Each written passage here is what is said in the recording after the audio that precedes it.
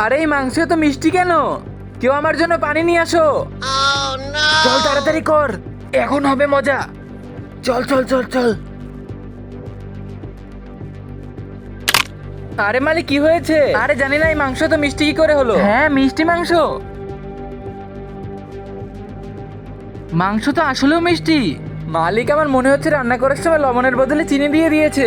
বন্ধুরা, আল্লাহকে ভালোবাসলে একটি লাইক করে চ্যানেলটিকে সাবস্ক্রাইব করে দাও। মালিক আপনি পানি খেয়ে নিন, আপনার মুখ ঠিক হয়ে যাবে। তোমরা দুজন এখন এখানে কি করছো?